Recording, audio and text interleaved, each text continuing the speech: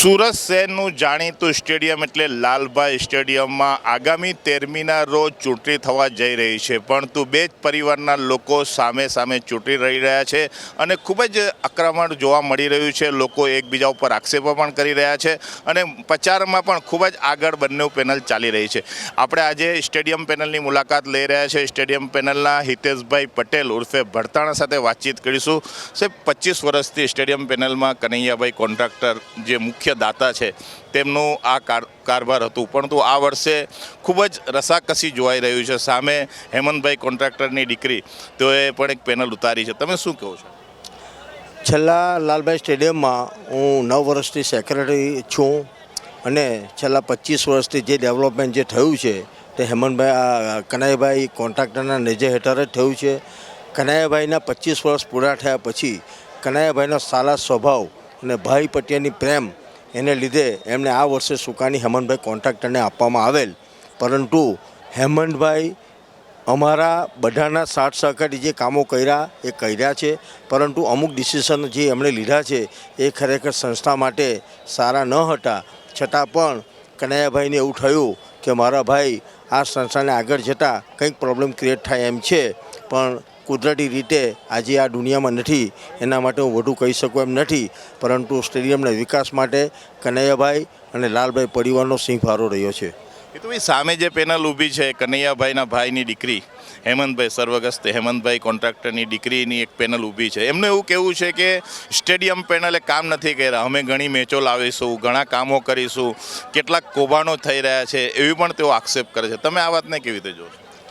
જ્યારે દાતા પરિવાર જ જો સંસ્થાના માટે આવું બોલતા હોય એ બહુ વ્યાજબી ના કહેવાય, કારણ કે આ લાલભાઈ કોન્ટ્રાક્ટરની વડીલો પાછળ મિલકતની અંદર 4 ડાટા ડોનર તરીકે લાલભાઈ પરિવારના જ મેમ્બરો આવે છે, જેના એક હિસ્સા તરીકે યશા અક્ષરા પણ છે જ। એટલે સ્ટેડિયમમાં એમના પપ્પાના નેજા હેઠળ અમે બધા જોડે જ હતા, પરંતુ હમણાં જો એમ કહેતા હોય કે ભાઈ એટલો વિકાસ છેલ્લા 3 વર્ષમાં જો થયો છે એ વાત બિલકુલ ખોટી છે। બધાના સાથ સહકારથી જ કામ થયું છે અને અમે લોકો ફક્ત ને ફક્ત સુરત શહેરને એક નામાંકિત ઇન્ટરનેશનલ લેવલનું ક્રિકેટ મેદાન બનાવવા માટે જ આવેલા છે અને અમારા ડાટા ડોનર લાલભાઈ કોન્ટ્રાક્ટરનું નામ સુરત નહીં, ગુજરાત નહીં, પણ હિન્દુસ્તાનમાં ચમકે એના માટે અમે દિવસ રાત મહેનત કરવા માટે આવેલા હતા। એ તો ભાઈ ઘણી મેચો આપણા સુરતમાં આવતી નથી, એવું પણ આક્ષેપ એમના તરફથી કરવામાં આવ્યું છે કે રણજી ટ્રોફી, IPL ઘણી મેચો એમ કે લાલભાઈને મળતી નથી, તો આ વિશે તમારું શું કહેવું છે? ને સ્ટેડિયમ પેનલના જીત્યા પછી કઈ મેચો તમે લાવશો?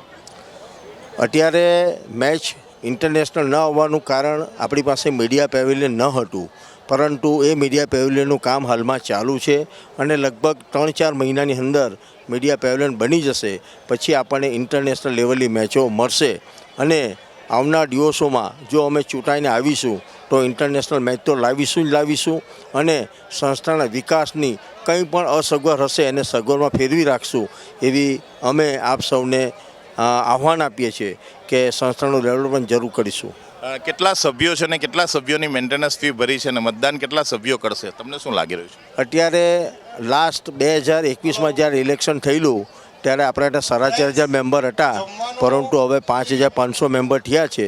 તેમાંથી વોટિંગ રાઇટ લગભગ 5230 જેવા મેમ્બર વોટિંગ કરી શકશે અને મને એવું લાગે છે કે જે રીતે પ્રચારનો માધ્યમ બન્યો છે તો ઓછામાં ઓછું 4,042 જો વોટિંગ થશે। આ હતા હિતુભાઈ ભરતાણા। તેમનું કહેવું છે કે સ્ટેડિયમ પેનલને હેમંતભાઈ કોન્ટ્રાક્ટર વચ્ચે જે જંગ ચાલી રહ્યું છે પરિવારનો જંગ છે, પરંતુ આગામી દિવસોમાં ચૂંટણીમાં ખબર પડશે કે ચૂંટણી ચક્રવ્યૂહમાં શું થશે, પરંતુ સ્ટેડિયમ પેનલનો પણ દાવો છે કે અમે જંગી બહુમતીથી જીતીશું અને હેમંત કોન્ટ્રાક્ટરનો પણ દાવો છે કે અમે જંગી બહુમતી। આગામી દિવસોમાં મતદાર કોને પસંદ કરે એ જોવાનું રહ્યું। કેમેરામેન જાગૃત સાથે વહાબ બેલીમ।